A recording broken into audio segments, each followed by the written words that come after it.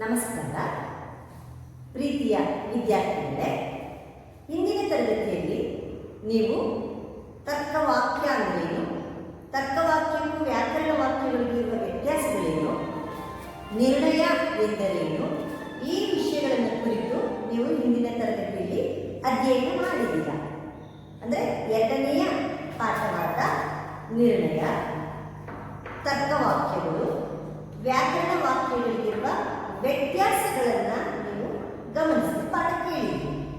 ಈ ದಿನ ನಿಮಗೆ ಪದ ಪ್ರಕರಣ ಅಥವಾ ಪದಗಳ ವರ್ಗೀಕರಣ ಎನ್ನುವ ವಿಷಯವನ್ನು ಕುರಿತು ನಿಮಗೆ ತಿಳಿಸಲಿಕ್ಕೆ ಇಷ್ಟಪಡ್ತೇನೆ. ನಾನು ಒಂದು ಪದಗಳ ವರ್ಗೀಕರಣ. ತರ್ಕವಾಕ್ಯಗಳು ಅಂದರೆ ಅಲ್ಲಿ ಉದ್ದೇಶ ಪದ ಇರಬೇಕು, ವಿಧೇಯ ಪದ ಇರಬೇಕು, ತರ್ಕವಾಕ್ಯಗಳು ವರ್ತಮಾನ ಕಾಲದಲ್ಲಿರಬೇಕು, ಪದಗಳು ಒಂದೇ ಅರ್ಥವನ್ನು ಕೊಡುವಂತಿರಬೇಕು. ಈ ವಿಷಯಗಳನ್ನೆಲ್ಲ ನೀವು ಗಮನಿಸ್ತೀರಾ.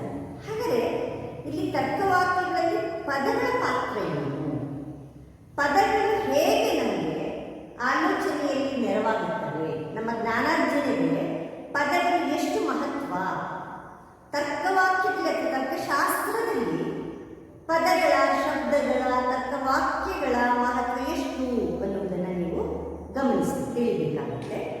ನಾವು ವಿಚಾರ ಮಾಡಬೇಕಾದರೆ ಪದಗಳ ಉಪಯೋಗದಲ್ಲಿ ಎಷ್ಟು ಪರಿಣಾಮಕಾರಿಯಾಗಿ ನಾವು ಅವನ್ನು ಬಳಸ್ತೇವೆ ಅಥವಾ ಅರ್ಥಗಳನ್ನು ತುಂಬುತ್ತೇವೆ, ನಾವು ವಿಚಾರ ಮಾಡಬೇಕಾದರೆ, ನಾವು ಮಾತನಾಡಬೇಕಾದ್ರೆ ಪದಗಳನ್ನು ಎಷ್ಟು ಪರಿಣಾಮಕಾರಿಯಾಗಿ ಅದನ್ನು ಉಪಯೋಗಿಸ್ತೇವೆ. ಅಂದರೆ ಪದಗಳಿಗೆ ಅರ್ಥವನ್ನು ಸರಿಯಾಗಿ ಬಳಸಿ ನಾವು ಅದನ್ನು ಉಚ್ಚಾರಣೆ ಮಾಡಿದಾಗ ಹೆಚ್ಚು ಉಪಯೋಗ ಆಗುತ್ತೆ. ನಾವು ವಿಚಾರ ಮಾಡಬೇಕಾದರೆ ಪದಗಳ ಉಪಯೋಗದಲ್ಲಿ ಎಷ್ಟು ಪರಿಣಾಮಕಾರಿಯಾಗಿ ಅರ್ಥಗಳನ್ನು ತುಂಬುತ್ತೇವೆ ಎನ್ನುವುದನ್ನು ನನಗೆ ಗಮನಿಸ್ತೇವೆ. ಅಂದರೆ ಪ್ರತಿ ಪದವೂ ಸಹ ಅದನ್ನು ಬಳಸುವ ರೀತಿಯಲ್ಲಿ ಅರ್ಥವನ್ನು ಗಳಿಸುತ್ತದೆ. ನೀವು ಯಾವುದೇ ವಾಕ್ಯಗಳ ರಚನೆಯಲ್ಲಿ ಅಥವಾ ನೀವು ಮಾತನಾಡಬೇಕಾದ್ರೆ ಅಭಿವ್ಯಕ್ತಪಡಿಸಬೇಕಾದ್ರೆ ಆ ಪದಗಳನ್ನು ಹೇಗೆ ಬಳಸಿದ್ದೀರಾ, ಆ ಹೇಗೆ ಬಳಸಿದ್ದೀರಾ ಅದರ ಮೇಲೆ ಅದರ ಅರ್ಥ ನಿರ್ಧಾರವಾಗುತ್ತೆ. ಪ್ರತಿಯೊಂದು ಪದವು ಅದನ್ನು ಬಳಸುವ ರೀತಿಯಲ್ಲಿ ಅರ್ಥವನ್ನು ಗಳಿಸುತ್ತದೆ. ಅಂದರೆ ಒಂದು ಪದ ಒಂದೇ ಅರ್ಥವನ್ನು ಕೊಡಬಹುದು, ವಿವಿಧ ಅರ್ಥಗಳನ್ನು ಕೊಡಬಹುದು.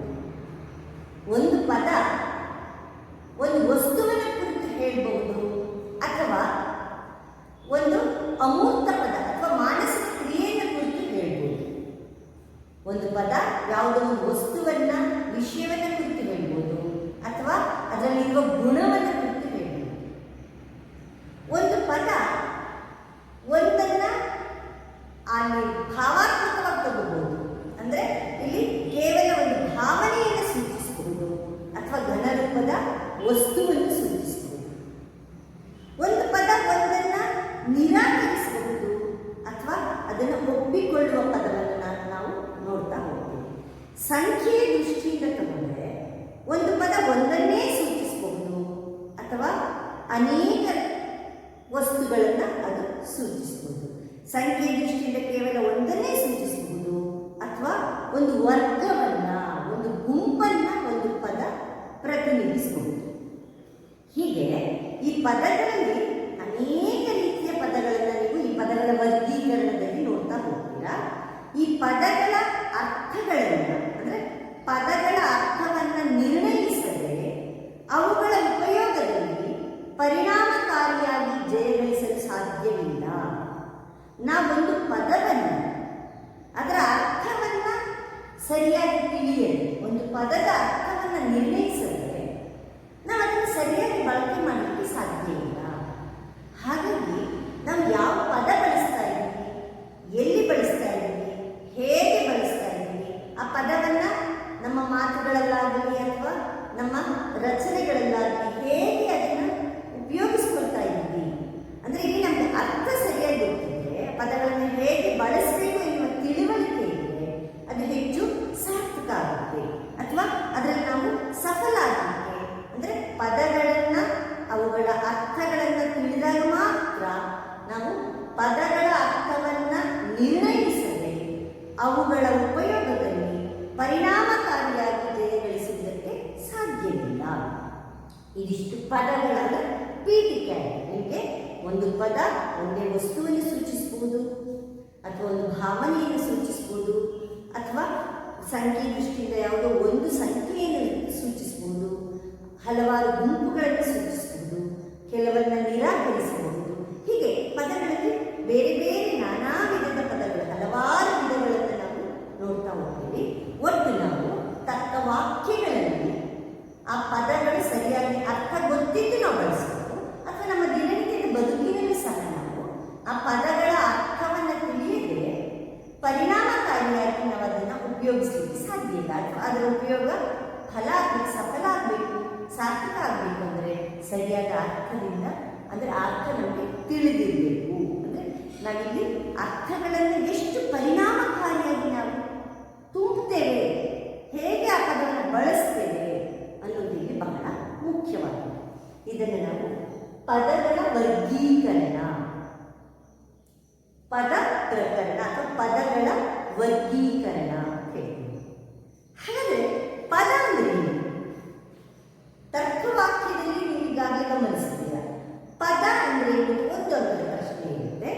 ಒಂದು ತರ್ಕವಾಕ್ಯದಲ್ಲಿ ಸಂಪೂರ್ಣ ಅರ್ಥವನ್ನು ಕೊಡುವ, ಅಂದರೆ ತನ್ನ ಅಸ್ತಿತ್ವಕ್ಕಾಗಲಿ ಅರ್ಥಕ್ಕಾಗಲಿ ಪರಾಶ್ರಯವನ್ನು ಹೊಂದಲು ಬೇರೆ ಪದದ ಸಹಾಯವನ್ನು ಪಡೆಯದೆ ಸಂಪೂರ್ಣ ಅರ್ಥವನ್ನು ಕೊಡುವ ಒಂದು ತರ್ಕವಾಕ್ಯದಲ್ಲಿ ಉದ್ದೇಶ ಪದವಾಗಿ ಅಥವಾ ವಿಧೇಯ ಪದವಾಗಿ ಬಳಸಲ್ಪಡುವ, ಉದ್ದೇಶ ಪದ ಅಥವಾ ವಿಧೇಯ ಪದವಾಗಿ ನಿಲ್ಲಬಲ್ಲ ಪದಗಳಿಗೆ ನಾವು ಒಂದು ತರ್ಕವಾಕ್ಯದಲ್ಲಿ ಉದ್ದೇಶ ಪದ ಅಥವಾ ವಿಧೇಯ ಪದವಾಗಿ ಬಳಸುವ ಪದಗಳನ್ನು ತಾರ್ಕಿಕ ಪದ ಅಂತ ಹೇಳ್ತೀವಿ. ಪದ ಎಂದರೆ ಆ ಪದ ಉಚ್ಚಾರಣೆ ಮಾಡಿದ ತಕ್ಷಣ ನಮ್ಗೆ ಅರ್ಥ ಗೊತ್ತಾಗಲ್ಲ. ಈಗ ಬಿಳಿ ಅಂದ ತಕ್ಷಣ ನಿಮಗೆ ಬಿಳಿಯ ಬಣ್ಣ ನೆನಪಾಗುತ್ತೆ, ಹೌದಾ? ಆನೆ ಅಂದ ತಕ್ಷಣ ಆನೆಯ ಚಿತ್ರಣ ನಿಮ್ಮ ಕಣ್ಣು ಮುಂದೆ ಬರುತ್ತೆ, ಹೌದು? ಹೀಗೆ ಆ ಪದವನ್ನು ಉಚ್ಚಾರಣೆ ಮಾಡಿದ ತಕ್ಷಣ ನಿಮಗೆ ಅದರ ತನ್ನದೇ ಆದ ಸ್ವತಂತ್ರ ಅರ್ಥ ಇರಬೇಕು. ಆ ಪದಕ್ಕೆ ಸಂಪೂರ್ಣ ಅರ್ಥವನ್ನು ಕೊಡುವ, ತನ್ನ ಅಸ್ತಿತ್ವಕ್ಕಾಗಲಿ ಅರ್ಥಕ್ಕಾಗಲಿ ಪರಾಶ್ರಯವನ್ನು ಹೊಂದದೆ ಸ್ವತಂತ್ರವಾಗಿ ಸಂಪೂರ್ಣ ಅರ್ಥ ಇರಬೇಕು ಆ ಪದಕ್ಕೆ. ಮತ್ತು ಆ ಪದವನ್ನು ನಾವು ತರ್ಕವಾಕ್ಯಗಳಲ್ಲಿ ಉದ್ದೇಶ ಪದವಾಗಿ ಅಥವಾ ವಿಧೇಯ ಪದವಾಗಿ ಬಳಸುತ್ತಿದ್ದರೆ ಮಾತ್ರ ಅದಕ್ಕೆ ನಾವು ಪದ ಅಂತ ಹೇಳಲಿಕ್ಕೆ ಸಾಧ್ಯ ಆಗುತ್ತೆ. ತರ್ಕವಾಕ್ಯದಲ್ಲಿ ಅಥವಾ ತರ್ಕಶಾಸ್ತ್ರದಲ್ಲಿ ನಾವು ಪದ ಮತ್ತು ಶಬ್ದ ಅಂತ ವಿಂಗಡಣೆ ಮಾಡ್ತೀವಿ. ಆದರೆ ವ್ಯಾಕರಣ ವಾಕ್ಯದಲ್ಲಿ ಭಾಷೆಯಲ್ಲಿ ಪದ ಶಬ್ದ ಎಲ್ಲ ಒಂದೇ. ಆದರೆ ತರ್ಕಶಾಸ್ತ್ರದಲ್ಲಿ ಪದಗಳು ಅಂದರೆ ಅದಕ್ಕೆ ಸ್ವತಂತ್ರವಾದ ಅರ್ಥ ಇರಬೇಕು ಮತ್ತು ತರ್ಕವಾಕ್ಯಗಳಲ್ಲಿ ಬಳಸೋದಕ್ಕೆ ಬರುವಂತಿದ್ರೆ ಮಾತ್ರ ನಾವು ಅದನ್ನು ಪದ. ಆದರೆ ಶಬ್ದಗಳಿಗೆ ಸ್ವತಂತ್ರ ಅರ್ಥ ಇರೋಲ್ಲ. ಅದು ತರ್ಕವಾಕ್ಯಗಳಲ್ಲಿ ಕೇವಲ ಕ್ರಿಯಾಪದದ ರೂಪದಲ್ಲಿ ಬಳಸುವುದನ್ನು ನಾವು ನೋಡ್ತಾ ಹೋಗ್ತೀವಿ. ಈ ಪದಗಳ ವರ್ಗೀಕರಣದಲ್ಲಿ ಹಲವಾರು ವಿಧಗಳಿವೆ. ಅದರಲ್ಲಿ ನಾನೀಗ ಒಂದೊಂದೇ ವಿಧಗಳನ್ನು ಹೇಳ್ತಾ ಹೋಗ್ತೀನಿ. ಹಲವಾರು ವಿಧಗಳಿದೆ. ನಾನು ಒಂದು 6 ವಿಧಗಳನ್ನು ಈ ದಿನ ತಿಳಿಸಲಿಕ್ಕೆ ಇಷ್ಟಪಡ್ತೇನೆ. ಮೊದಲನೇದು ಸರಳ ಸಂಕೀರ್ಣ, ಅಂದರೆ ಸಿಂಪಲ್ ಕಾಂಪ್ಲೆಕ್ಸ್ ಅಂತ ಹೇಳಿ. ಎರಡನೇದು ವಿಶಿಷ್ಟ ಸಾಮಾನ್ಯ ಅಥವಾ ಏಕ ಸಾಮಾನ್ಯ, ಸಿಂಗ್ಯುಲರ್ ಜನರಲ್ ಅಂತ ಹೇಳ್ತಾರೆ. ವ್ಯಷ್ಟಿ ಸಮಷ್ಟಿ ಮತ್ತು ಸ್ಥೂಲವಾಚಕ ಭಾವವಾಚಕ, ಭಾವಾತ್ಮಕ ನಿಷೇಧಾತ್ಮಕ, ನಿರಪೇಕ್ಷ ಪದಗಳು, ಸಾಪೇಕ್ಷ ಪದಗಳು. ಹೀಗೆ ಹಲವಾರು ವಿಧಗಳನ್ನು ನಾವು ನೋಡ್ತಾ ಹೋಗ್ತೀವಿ. ಈಗ ಒಂದೊಂದೇ ವಿಧವನ್ನು ನಿಮಗೆ ಪದಗಳ ವರ್ಗೀಕರಣಗಳನ್ನು ನಿರೂಪಿಸಿ, ತಿಳಿಸಿ ಎಂದು 5 ಅಂಕದ ಪ್ರಶ್ನೆಗಳಿರುತ್ತೆ. ಮತ್ತು ಇದು ಜನರಲ್ ಆಗಿ ನೀವು ಎಷ್ಟು ವಿಧದ ಪದಗಳಿವೆ ಅನ್ನೋದನ್ನು ಇಲ್ಲಿ ಮುಂದಿನ ತರ್ಕವಾಕ್ಯಗಳ ರಚನೆಗಳಿಗೆ ಇದು ಸಹಾಯಕಾರಿ. ಹಾಗಾಗಿ ಈ ಪದಗಳ ವರ್ಗೀಕರಣ ಅನ್ನೋದು ಅತ್ಯಂತ ಪ್ರಮುಖವಾದದ್ದು. ಅದರಲ್ಲಿ ಮೊದಲನೇದು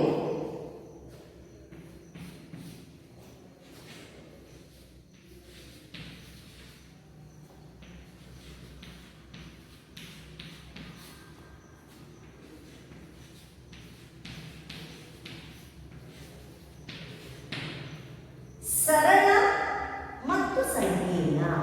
ಸರಳ ಸಿಂಪಲ್ ಅಂಡ್ ಕಾಂಪ್ಲೆಕ್ಸ್. ಸರಳ ಪದಗಳು ಮತ್ತು ಸಂಕೀರ್ಣ ಪದಗಳು. ಏನು ಸರಳ ಪದ ಅಂದ್ರೆ ಏನಪ್ಪ ಅಂದ್ರೆ ಒಂದೇ ಒಂದು ಶಬ್ದದಿಂದ ಅಥವಾ ಒಂದೇ ಶಬ್ದವಿರುವ ತಾರ್ಕಿಕ ಪದಕ್ಕೆ ಸರಳ ಪದ ಅಂತ ಹೇಳ್ತಾರೆ. ಸರಳ ಪದ ಅಂದ್ರೆ ಅಲ್ಲಿ ಒಂದೇ ಶಬ್ದ ಇದೆ, ಒಂದೇ ಶಬ್ದವಿರುವ ಪದಕ್ಕೆ ನಾವು ಸರಳ ಪದ ಅಂತ ಹೇಳ್ತೀವಿ. ಉದಾಹರಣೆ ಕುದುರೆ ಅಥವಾ ಗುಲಾಬಿ.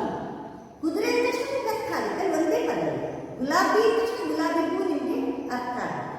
ಅಥವಾ ಗಾಂಧೀಜಿ, ಮರ, ಪೆನ್ನು, ಇದೆಲ್ಲ ಒಂದು ಪದ, ಒಂದು ಶಬ್ದ ಉಚ್ಚಾರಣೆ ಮಾಡಿದ ತಕ್ಷಣ ನಿಮ್ಗೆ ಅದು ಅರ್ಥ ಆಗುತ್ತೆ. ಇಂಥ ಅಂದರೆ ಒಂದೇ ಶಬ್ದದಿಂದ ಒಂದೇ ಒಂದು ಶಬ್ದದಿಂದ ಕೂಡಿರುವ ತಾರ್ಕಿಕ ಪದಕ್ಕೆ ಸರಳ ಪದ ಎಂದು ಹೆಸರು. ಸಂಕೀರ್ಣ ಪದದಲ್ಲಿ ಏನಾಗುತ್ತೆ, ಎರಡು ಅಥವಾ ಎರಡಕ್ಕಿಂತ ಹೆಚ್ಚಿನ ಶಬ್ದಗಳು, ಎರಡು ಅಥವಾ ಎರಡಕ್ಕಿಂತ ಹೆಚ್ಚಿನ ಶಬ್ದಗಳನ್ನು ಒಳಗೊಂಡಿರುವ ಪದವನ್ನ ಸಂಕೀರ್ಣ ಕಾಂಪ್ಲೆಕ್ಸ್ ಅಂತ ಹೇಳ್ತೀವಿ. ಇಲ್ಲಿ ಸರಳ ಮತ್ತು ಸಂಕೀರ್ಣ. ಸರಳ ಎಂದರೆ ಒಂದೇ ಶಬ್ದದಿಂದ ಒಂದು ಪದ ಇದ್ದರೆ ಒಂದೇ ಶಬ್ದವನ್ನು ಒಳಗೊಂಡಿರುವ ಪದವನ್ನು ಸರಳ ಪದ ಅಂತ ಹೇಳ್ತೀವಿ. ಎರಡಕ್ಕಿಂತ ಹೆಚ್ಚಿನ ಶಬ್ದಗಳನ್ನು ಒಳಗೊಂಡಿರುವ ಪದವನ್ನು ನಾವು ಸಂಕೀರ್ಣ ಅಂತ ಹೇಳ್ತೀವಿ. ಒಂದಕ್ಕಿಂತ ಹೆಚ್ಚು ಶಬ್ದಗಳಿರುವ ಪದಗಳನ್ನು ನಾವು ಸಂಕೀರ್ಣ, 3-4 ಶಬ್ದಗಳ ಜೋಡಣೆಯಿಂದ ಅಥವಾ ಸಮುದಾಯದಿಂದ, 2-3 ಶಬ್ದಗಳ ಸಮುದಾಯದಿಂದ ಒಂದು ಪದ ಇದ್ದರೆ ಅದನ್ನು ನಾವು ಸಂಕೀರ್ಣ ಪದ ಅಂತ ಹೇಳ್ತೀವಿ. ಉದಾಹರಣೆ, ಭಾರತದ ಪ್ರಧಾನಮಂತ್ರಿ, ಮೈಸೂರು ವಿಶ್ವವಿದ್ಯಾನಿಲಯ. ಹೀಗೆ 2-3 ಪದಗಳ ಜೋಡಣೆ. ಈಗ ನರೇಂದ್ರ ಮೋದಿ ಯಾರು ಅಂತ ಹೇಳಿ ನೀವೇನು ಹೇಳ್ತೀರಾ, ಭಾರತದ ಪ್ರಧಾನಮಂತ್ರಿ ಅಂತ ಹೇಳ್ತೀರಾ. ಹೀಗೆ 2-3 ಪದಗಳ, ಮೈಸೂರು ವಿಶ್ವವಿದ್ಯಾನಿಲಯ, ಹೀಗೆ 2-3 ಪದಗಳ ಜೋಡಣೆಯಿಂದ ನಾವು ಒಂದು ಪದವನ್ನು ಉಚ್ಚಾರಣೆ ಮಾಡಿದರೆ ಅದನ್ನು ನಾವು ಸಂಕೀರ್ಣ ಪದ. ಸರಳ ಪದ ಅಂದರೆ ಒಂದೇ ಒಂದು ಶಬ್ದ ಇರುತ್ತೆ. ಸಂಕೀರ್ಣ ಪದ ಅಂದರೆ 2-3 ಶಬ್ದಗಳ ಜೋಡಣೆಯಿಂದ ಉಂಟಾಗಿದ್ರೆ ನಾವು ಸರಳ ಪದಕ್ಕೆ ಉದಾಹರಣೆ ಗುಲಾಬಿ, ಪೆನ್ನು, ಯಾವುದಾದ್ರೂ ಉದಾಹರಣೆ ಕೊಡ್ಬೋದು ಇತ್ಯಾದಿ. ಸಂಕೀರ್ಣ ಪದಕ್ಕೆ ಭಾರತದ ಪ್ರಧಾನಮಂತ್ರಿ ಅಥವಾ ನಾವು ಮೈಸೂರು ವಿಶ್ವವಿದ್ಯಾನಿಲಯ. ಹೀಗೆ 2-3 ಪದಗಳ ಜೋಡಣೆಯಿಂದಾಗಿದ್ದರೆ ಅದನ್ನು ನಾವು ಸಂಕೀರ್ಣ. ಇನ್ನು ಎರಡನೇದು ವಿಶಿಷ್ಟ ಮತ್ತು ಸಾಮಾನ್ಯ. ವಿಶಿಷ್ಟ ಮತ್ತು ಸಾಮಾನ್ಯ.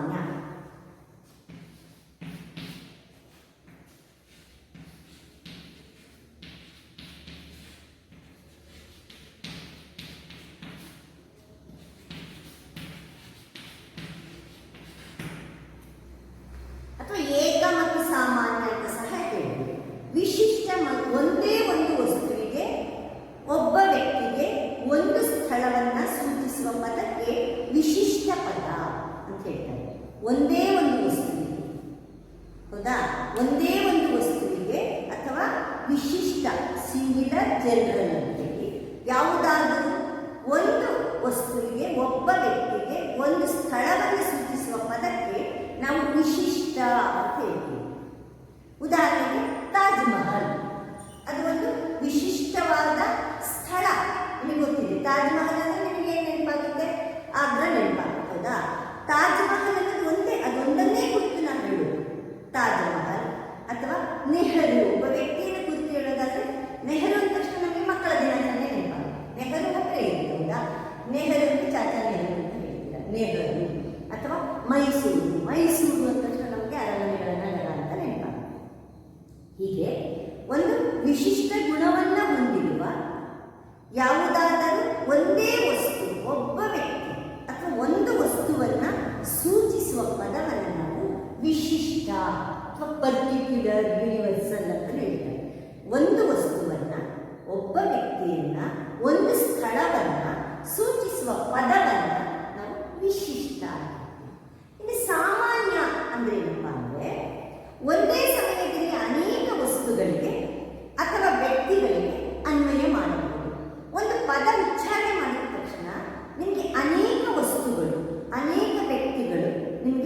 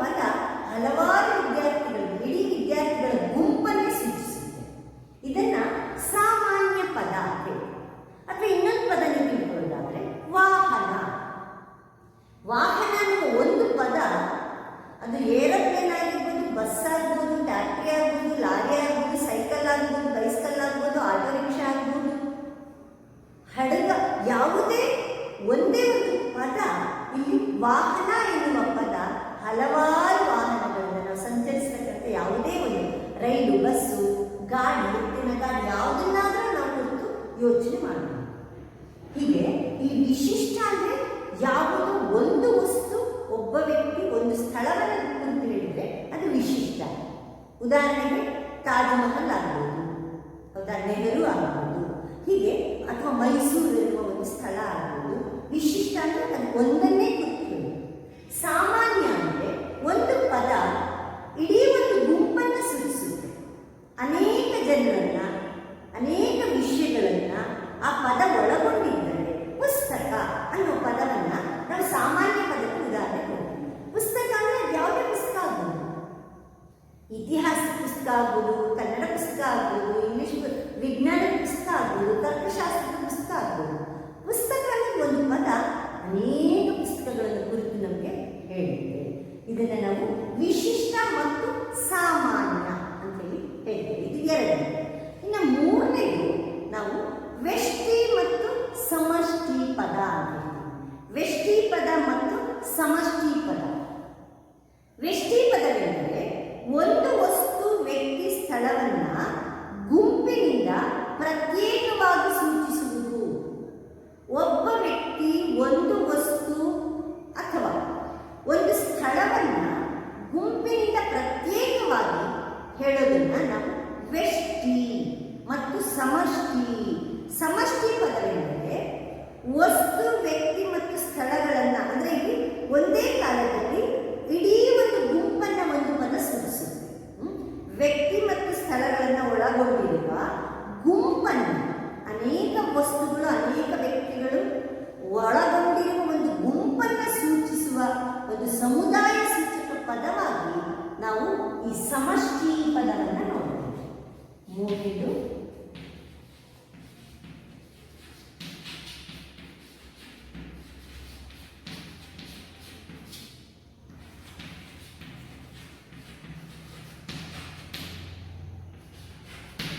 ಸಮಷ್ಟಿ. ಇಲ್ಲಿ ವ್ಯಷ್ಟಿ ಮತ್ತು ಸಮಷ್ಟಿ.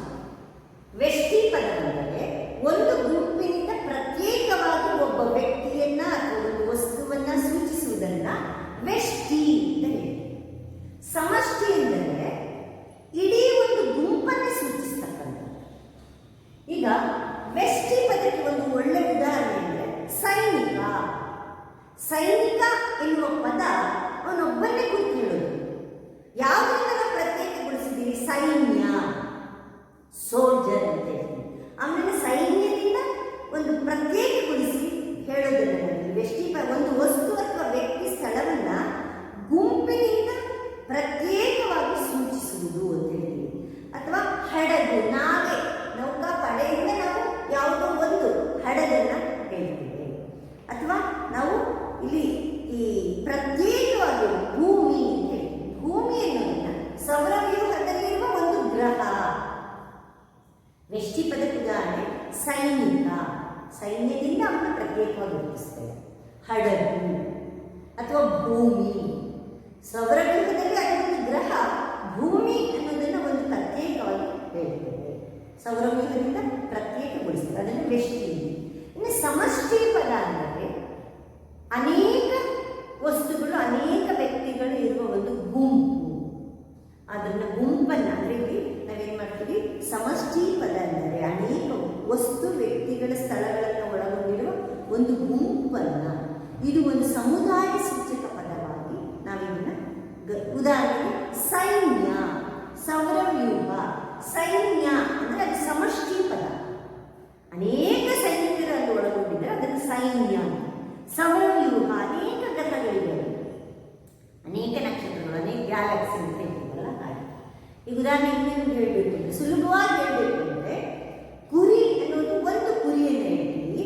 ಕುರಿಯ ಹಿಂಡು ಅಂದರೆ ಅನೇಕ ಕುರಿಗಳಿರುವ ಒಂದು ಗುಂಪನ್ನು ನಾವು ಹೇಳ್ತೇವೆ. ಅಥವಾ ಬಾಳೆಹಣ್ಣು, ಒಂದು ಬಾಳೆಹಣ್ಣನ್ನು ಹೇಳ್ತೇವೆ. ಬಾಳೆಯ ಗೊನೆ ಅಂದರೆ ಅನೇಕ ಬಾಳೆಹಣ್ಣುಗಳಲ್ಲಿ ಇರೋದನ್ನು ನಾವು ನೋಡ್ತೇವೆ ಆ ಪದವನ್ನು. ದ್ರಾಕ್ಷಿ, ದ್ರಾಕ್ಷಿ ಹಣ್ಣಿನ ಗೊಂಚಲು ಅಂತ ಹೇಳ್ತೀವಿ. ಗೊಂಚಲು ಅಂದರೆ ಈ ಅನೇಕ ಹಣ್ಣುಗಳಲ್ಲಿ ಇರೋದನ್ನು ನಾವು ನೋಡ್ತೇವೆ. ಹೀಗೆ ವ್ಯಷ್ಟಿ ಮತ್ತು ಸಮಷ್ಟಿ. ಒಂದು ಗುಂಪಿನಿಂದ ಪ್ರತ್ಯೇಕವಾಗಿರುವುದನ್ನ ವ್ಯಷ್ಟಿ ಅಂತ ಹೇಳ್ತೇವೆ. ಇಡೀ ಒಂದು ಗುಂಪನ್ನ ಸೂಚಿಸುವ ಪದವನ್ನ ಸಮಷ್ಟಿ ಪದ ಅಂತ ಹೇಳ್ತೇವೆ. ಉದಾಹರಣೆಗೆ ಸೈನಿಕ ಮತ್ತು ಸೈನ್ಯ, ಭೂಮಿ ಅಥವಾ ಸೌರವ್ಯೂಹ, ಒಂದು ಹಣ್ಣು ಅಥವಾ ಹಣ್ಣಿನ ಗೊಂಚು, ಹೀಗೆ ಕುರಿಯ ಹಿಂಡು, ಇದೆಲ್ಲ ಸಮಷ್ಟಿ, ವ್ಯಷ್ಟಿ ಮತ್ತು ಸಮಷ್ಟಿ ಪದಗಳು. ಇನ್ನು ನಾಲ್ಕನೇದು ವಸ್ತುವಾಚಕ ಮತ್ತು ಭಾವವಾಚಕ. ಅದನ್ನ ನಾವು ಸ್ಥೂಲ ಮತ್ತು ಮಾನಸಿಕ ಅಂತ ಹೇಳ್ತೀವಿ. ವಸ್ತುವಾಚಕ ಮತ್ತು ಭಾವವಾಚಕ, ಅಥವಾ ಅದಕ್ಕೆ ಇನ್ನೊಂದು ಪದ ಮೂರ್ತ ಅಮೂರ್ತ ಅಂತ ಕರೀತಾರೆ. ಮೂರ್ತ ಅಮೂರ್ತ, ಅಸ್ತಿತ್ವದಲ್ಲಿರುವಂತಹ ಅಂದರೆ ನಮ್ಮ ಇಂದ್ರಿಯಗಳ ಗ್ರಾಹ್ಯಕ್ಕೆ ಸಿಗುವಂತಹ ವಸ್ತುಗಳನ್ನು ಸೂಚಿಸುವ ಪದವನ್ನ ನಾವು ವಸ್ತುವಾಚಕ. ನಾಲ್ಕನೇದು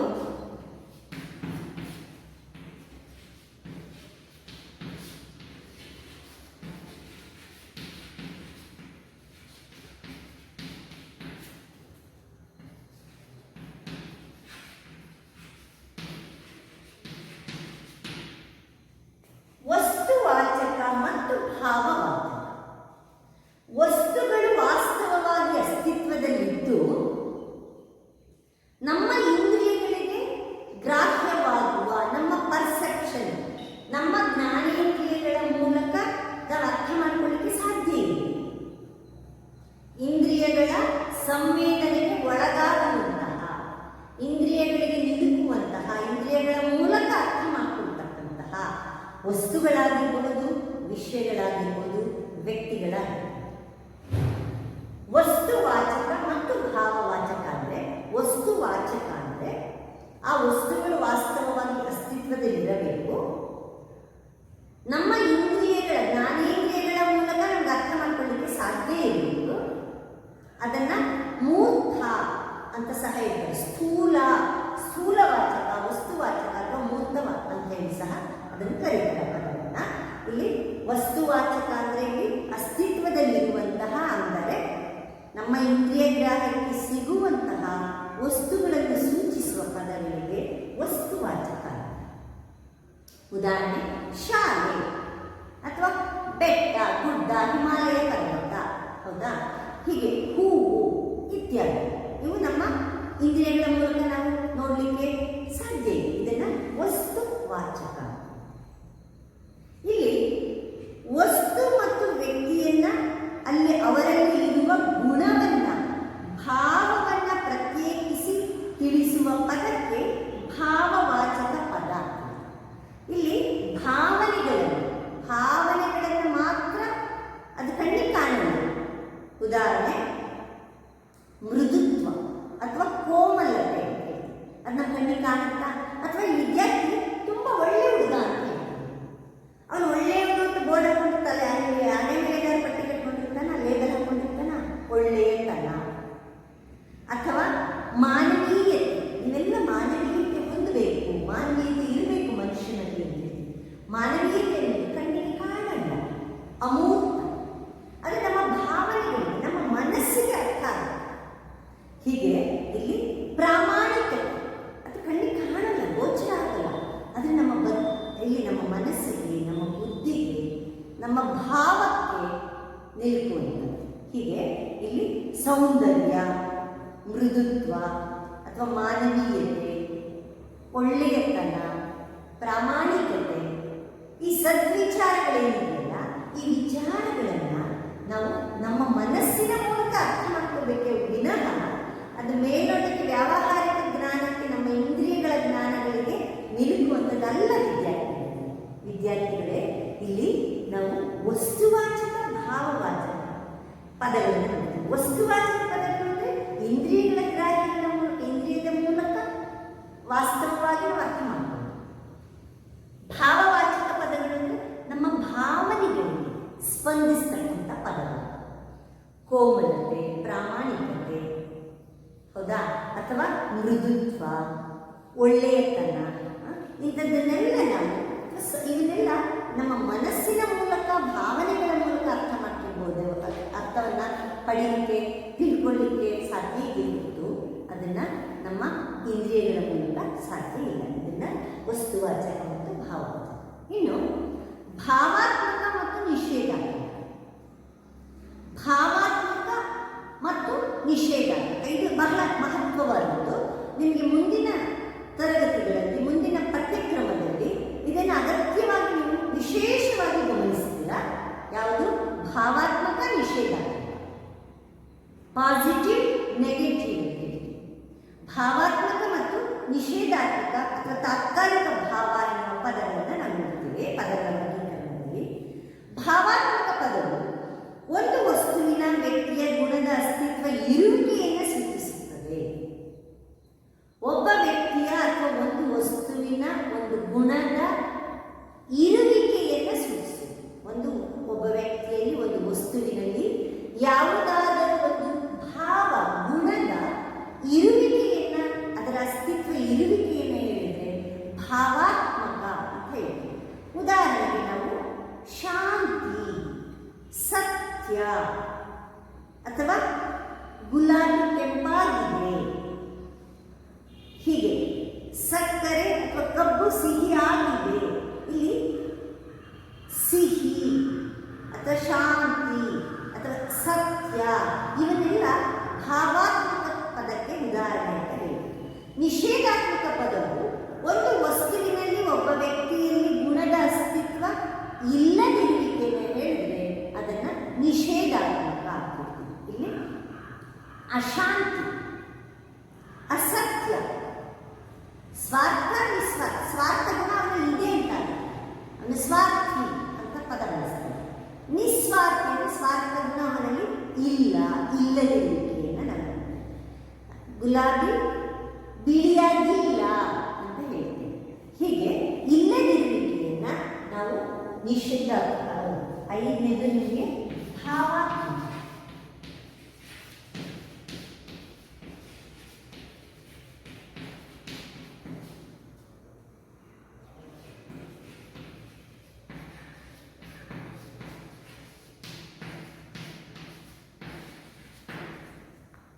ಭಾವಾತ್ಮಕ ಅಂದರೆ ಒಂದು ವಸ್ತುವಿನಲ್ಲಿ, ಒಬ್ಬ ವ್ಯಕ್ತಿಯಲ್ಲಿ ಯಾವುದಾದರೂ ಗುಣದ ಅಸ್ತಿತ್ವ ಇರುವಿಕೆಯನ್ನು ಭಾವಾತ್ಮಕ ಅಂತೀವಿ.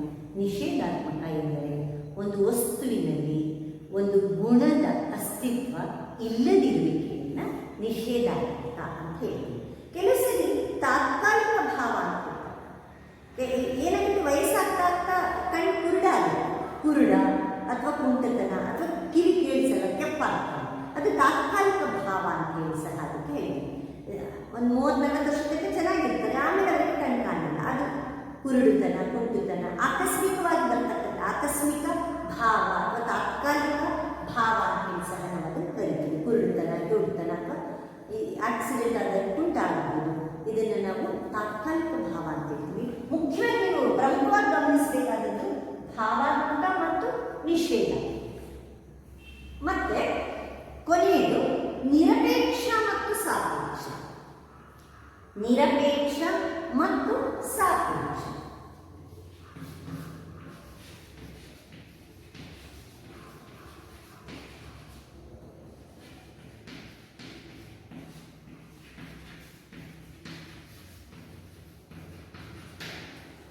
ನಿರಪೇಕ್ಷ ಪದ ಮತ್ತು ಸಾಪೇಕ್ಷ ಪದ. ಸಾಪೇಕ್ಷ ಪದ. ನಿರಪೇಕ್ಷ ಪದ ಎಂದರೆ ಸ್ವತಂತ್ರವಾಗಿ ಅರ್ಥ ಕೊಡುವ ಪದ. ಅಂದರೆ ಯಾವ ಪದ ಮತ್ತೊಂದು ಪದದ ಸಹಾಯವಿಲ್ಲದೆ ಪೂರ್ಣ ಅರ್ಥವನ್ನು ಕೊಡುವಂತಿದ್ದರೆ ಅದನ್ನು ನಾವು ನಿರಪೇಕ್ಷ ಪದ. ಆ ಪದ ಉಚ್ಚಾರಣೆ ಮಾಡಿದ ತಕ್ಷಣ ನಮ್ಗೆ ಅದು ಅರ್ಥ ಆಗುತ್ತೆ. ಅಲ್ಲಿ ಇನ್ನೊಂದು ಪದದ ಅಸ್ತಿತ್ವವಾಗಲಿ ಅರ್ಥಕ್ಕಾಗಲಿ ಅವಕಾಶ ಇಲ್ಲ. ಉದಾಹರಣೆಗೆ ಬೆಳ್ಳಿ.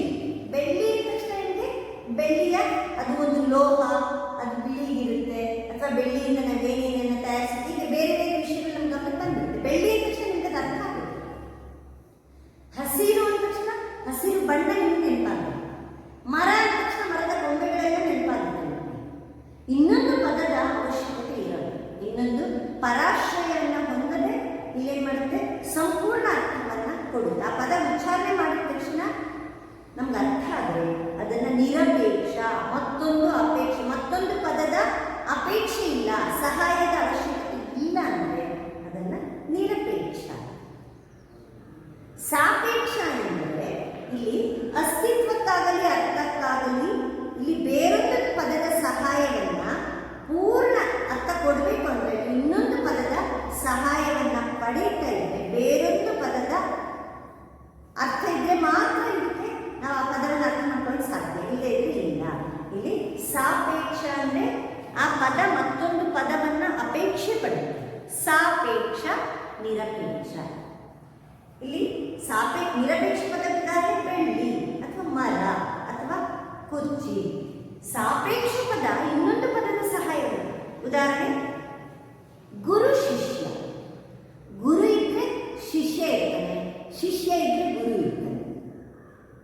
ಅವನು ಗುರು ಅನ್ನಿಸ್ಕೊಳ್ಳೋದು ಯಾವಾಗ? ಶಿಷ್ಯ ಅಲ್ಲಿ ಇದ್ದಾಗ, ಅವನು ಪಾಠ ಮಾಡಿ ಅವನ ಶಿಷ್ಯರಿದ್ರೆ ಮಾತ್ರ ಅವನು ಗುರು ಅನ್ನಿಸ್ಕೊಳ್ತಾನೆ. ಶಿಷ್ಯರಿದ್ರೆ ಗುರು, ಗುರು ಇದ್ರೆ ಶಿಷ್ಯರು. ಇಲ್ಲೇ ಇದ್ರೆ ಆ ಎರಡು ಪದಗಳಿಗೆ ಅರ್ಥ ಇಲ್ಲ. ತಂದೆ ಮಗ, ಅವನು ತಂದೆ ಅನ್ನಿಸ್ಕೊಳ್ಳೋದು ಯಾವಾಗ? ಮಗ ಅಲ್ಲಿ ಅಸ್ತಿತ್ವದಲ್ಲಿ ಇದ್ದಾಗ, ಮಗ ಎನ್ನುವ ಪದ ಇದ್ದಾಗ. ತಾಯಿ ಮಗಳು, ನಿಮಗೆ ಗೊತ್ತಿದೆ, ತಾಯಿಯಂತೆ ಮಗಳು, ನೂಲಿನಂತೆ ಸೀರೆ ತಾಯಿಯಂತೆ ಮಗಳು ಅಂತ ಗಾದೆ. ಅಂದ್ರೆ ಇಲ್ಲಿ ನೂಲಿಲ್ಲದೆ ಸೀರೆ ಇಲ್ಲ, ತಾಯಿ ಇಲ್ಲದೆ ಮಗಳಿಲ್ಲ. ಹಾಗಾಗಿ ಮಗಳು, ತಾಯಿ ಮಗಳು. ಅಥವಾ ಕಾರ್ಯ ಕಾರಣ, ಲಾಜಿಕಲಿ ನೀವು ಮುಂದಿನ ವಿಷಯಗಳನ್ನು ಗಮನಿಸಿ, ಕಾರ್ಯ ಕಾರಣ ಸಂಬಂಧ.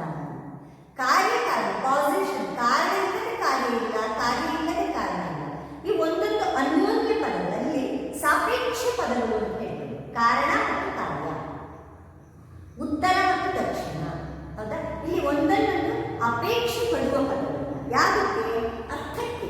ಆ ಪದಕ್ಕೆ ಅರ್ಥ ಬರಬೇಕು ಅಂದರೆ ಇನ್ನೊಂದು ಪದದ ಅಸ್ತಿತ್ವ ಬೇಕು. ಉದಾಹರಣೆಗೆ ಗುರು ಶಿಷ್ಯ, ತಂದೆ ಮಗ, ಕಾರ್ಯ ಕಾರಣ. ಹೀಗೆ ಇವು ಒಂದನ್ನೊಂದು ಪರಸ್ಪರ ಅಪೇಕ್ಷೆ ಪಡ್ತವೆ, ಒಂದನ್ನೊಂದು ಅವಲಂಬಿಸಿರುವ ಪದಗಳನ್ನ ನಾವು ಸಾಪೇಕ್ಷ ಪದಗಳು ಅಂತ ಹೇಳಿ ಹೇಳ್ತೀವಿ. ಇದಿಷ್ಟನ್ನು ನಾವು ಪದಗಳ ವರ್ಗೀಕರಣದಲ್ಲಿ ಅಥವಾ ಪದಗಳ ವರ್ಗೀಕರಣದ ವಿಧಗಳನ್ನು ನಾವು ನೋಡ್ತಾ ಹೋಗ್ತೀವಿ ವಿದ್ಯಾರ್ಥಿಗಳೇ. ಮತ್ತೊಮ್ಮೆ ನಿಮಗೆ ಸಂಕ್ಷಿಪ್ತವಾಗಿ ಹೇಳ್ತೇನೆ. ಆ ಪದಗಳ ವರ್ಗೀಕರಣಗಳು ಯಾವ್ಯಾವು ಅಂದರೆ ಸರಳ ಮತ್ತು ಸಂಕೀರ್ಣ, ವಿಶಿಷ್ಟ ಮತ್ತು ಸಾಮಾನ್ಯ, ವ್ಯಷ್ಟಿ ಮತ್ತು ಸಮಷ್ಟಿ, ವಸ್ತುವಾಚಕ ಮತ್ತು ಭಾವವಾಚಕ, ಭಾವಾತ್ಮಕ ಮತ್ತು ನಿಷೇಧಾತ್ಮಕ, ನಿರಪೇಕ್ಷ ಮತ್ತು ಸಾಪೇಕ್ಷ. ಇದಿಷ್ಟನ್ನು ಸಹ ನೀವು ಪದಗಳ ವರ್ಗೀಕರಣ ಅಥವಾ ಪದ ಪ್ರಕರಣದಲ್ಲಿ ನೀವು ಅರ್ಥ ಮಾಡ್ಕೊಂಡ್ರಿ. ಮುಖ್ಯವಾಗಿ ಪದ ತತ್ವವಾಕ್ಯಗಳಲ್ಲಿ ಪದಗಳು ಸರಿಯಾಗಿ ಅರ್ಥ ಆಗಿದ್ರೆ ಅಥವಾ ನಮ್ಮ ದಿನನಿತ್ಯ ಬದುಕಿನಲ್ಲಿ ನಮಗೆ ಆ ಪದಗಳ ನಿಜವಾದ ಅರ್ಥ ಗೊತ್ತಿದ್ರೆ ಮಾತ್ರ ಅದನ್ನು ಸರಿಯಾಗಿ ಬಳಸಲಿಕ್ಕೆ ಸಾಧ್ಯ ಆಗುತ್ತೆ. ನಮ್ಮ ಬಳಕೆಯಲ್ಲಿ ಸಫಲ ಆಗಬೇಕು ಅಂದರೆ ಅದು ಸ್ಪಷ್ಟವಾಗಿ ನಮ್ಗೆ ಅರ್ಥ ಆಗಿರಬೇಕು. ಆ ಬಳಸುವ ವಿಧಾನ ಗೊತ್ತಿರಬೇಕು. ಯಾವ್ಯಾವ ಪದಗಳನ್ನು ಎಲ್ಲೆಲ್ಲಿ ಹೇಗೆ ಹೇಗೆ ಬಳಸ್ತೇವೆ ಅನ್ನೋ ಆ ಪದಗಳಿಗೆ ಅರ್ಥವನ್ನು ನಾವು ತುಂಬುವ ರೀತಿಯಲ್ಲಿ ಪದಗಳನ್ನು ಬಳಸಬೇಕಾಗುತ್ತೆ. ಹೀಗೆ ಒಂದು ತಾರ್ಕಿಕ ಪದ ಎಂದರೆ ಆ ಪದಕ್ಕೆ ಸ್ವತಂತ್ರವಾದ ಅರ್ಥ ಇರಬೇಕು, ಸಂಪೂರ್ಣವಾದ ಅರ್ಥವನ್ನು ಕೊಡುವ, ಅದರ ಅಸ್ತಿತ್ವಕ್ಕಾಗಲಿ ಅರ್ಥಕ್ಕಾಗಲಿ ಪರಾಶ್ರಯವನ್ನು ಹೊಂದದೆ ಸಂಪೂರ್ಣವಾದ ಸ್ವತಂತ್ರ ಅರ್ಥ ಕೊಡುವಂತಿದ್ದು, ತರ್ಕವಾಕ್ಯದಲ್ಲಿ ಉದ್ದೇಶ ಪದವಾಗಿಯೋ ವಿಧೇಯ ಪದವಾಗಿಯೋ ಬಳಸಲ್ಪಡುವ ಪದಗಳನ್ನು ನಾವು ತಾರ್ಕಿಕ ಪದ ಅಥವಾ ತರ್ಕ ಪದ ಅಂತ ಹೇಳಿ ಕಲಿತೀವಿ ಅಥವಾ ತಿಳ್ಕೊಳ್ತೇವೆ. ಇದಿಷ್ಟು ಪದ ಪ್ರಕರಣ. ಮುಂದಿನ ತರಗತಿಯಲ್ಲಿ ವಿದ್ಯಾರ್ಥಿಗಳೇ ನೀವು ತರ್ಕವಾಕ್ಯಗಳ ವಿಧಗಳು ಮುಂದಿನ ಅಧ್ಯಾಯದಲ್ಲಿ, ಮುಂದಿನ ಪಾಠದಲ್ಲಿ ನೀವು ತುಂಬ ಇಂಟ್ರೆಸ್ಟಿಂಗ್ ಆಗಿರುತ್ತೆ. ಮುಂದಿನ ಪಾಠ ತರ್ಕವಾಕ್ಯಗಳು. ತರ್ಕವಾಕ್ಯಗಳಲ್ಲಿ ಅನೇಕ ವಿಧದ ವಾಕ್ಯಗಳನ್ನು ನೀವು ನೋಡ್ತಾ ಹೋಗ್ತೀರಾ. ಸಾಂಪ್ರದಾಯಿಕ ತರ್ಕವಾಕ್ಯಗಳು, ಆಧುನಿಕ ತರ್ಕವಾಕ್ಯಗಳು, ತಾರ್ಕಿಕ ವಾಕ್ಯಗಳ ಇವತ್ತು ನೀವು ಪದಗಳನ್ನು ಗಮನಿಸಿದ್ರಲ್ಲ, ಹಾಗೆಯೇ ತರ್ಕವಾಕ್ಯಗಳ ವರ್ಗೀಕರಣ ಬಹಳ ವಿಶಾಲವಾಗಿದೆ. ಬೇರೆ ಬೇರೆ ಭಿನ್ನ ಭಿನ್ನವಾದ ತರ್ಕವಾಕ್ಯಗಳನ್ನು ನೀವು ಉದಾಹರಣೆಯ ಮೂಲಕ ಕಲಿತಾ ಹೋಗ್ತೀರಾ,